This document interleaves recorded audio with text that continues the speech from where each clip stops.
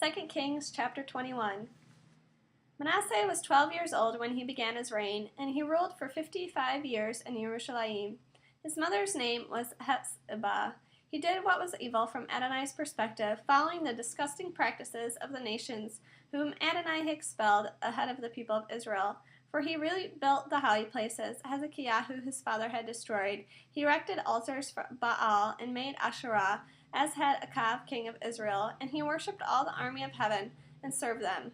He erected altars in the house of Adonai, about which Adonai had said, "In Jerusalem I will put my name." He erected altars for all the army of heaven in the two courtyards of the house of Adonai. He made his son pass through the fire as a sacrifice. He practiced soothsaying and divination, and appointed mediums and persons who used spirit guides. He did much evil from Adonai's perspective, thus provoking him to anger. He set the carved image for the Asherah he had made in the house concerning which Adonai had told David and Shlomo his son, "In this house and in Jerusalem, which I have chosen out of all the tribes of Israel, I will put my name forever. Also I will not have the feet of Israel wander any longer out of the land which I gave their ancestors, if only they will take heed to obey every order I have given them, and live in accordance with all the Torah that my servant Moshe ordered them to obey."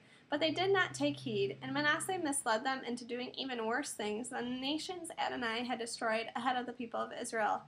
Adonai spoke this message through his servant and the prophets. Because Manasseh, king of Yehudah, had done these disgusting things, because he had done things more wicked than anything the Emori who were there before him did, also because with his idols he made Yehudah sin, therefore, here's what Adonai, the God of Israel, says: I am going to bring such calamity on Jerusalem and Yehudah that the ears of all who hear it will tingle.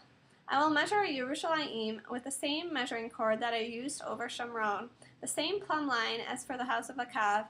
I will scour Jerusalem clean just as one scours a plate, scouring it and then turning it upside down. I will abandon the remnant of my heritage, delivering them into the power of their enemies. They will become prey and plunder for all their enemies, because they have done what is evil from my perspective, and have provoked me to anger from the day their ancestors came out of Egypt to this very day.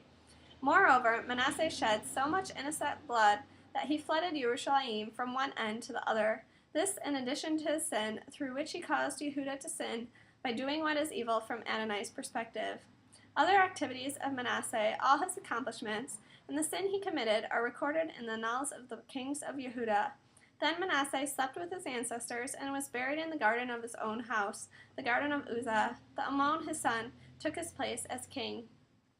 Amon was 22 years old when he began his reign, and he ruled for 2 years in Jerusalem. His mother's name was Meshulamet, the daughter of Harutz, from Yotbah. He did what was evil from Adonai's perspective, as had Manasseh his father. He followed entirely the manner of life of his father, serving the idols that his father served and worshipping them. He abandoned Adonai, the God of his ancestors, and did not live in Adonai's way. Amon's servants conspired against him and put the king to death in his own palace. But the people of the land put to death all those who had been part of the conspiracy against King Amon. Then the people of the land made Yoshiyahu, his son, king in place of him. Other activities of Amon and all he accomplished are recorded in the annals of the kings of Yehudah. Amon was buried in his tomb in the garden of Uzzah, and Yoshiyahu, his son, took his place as king.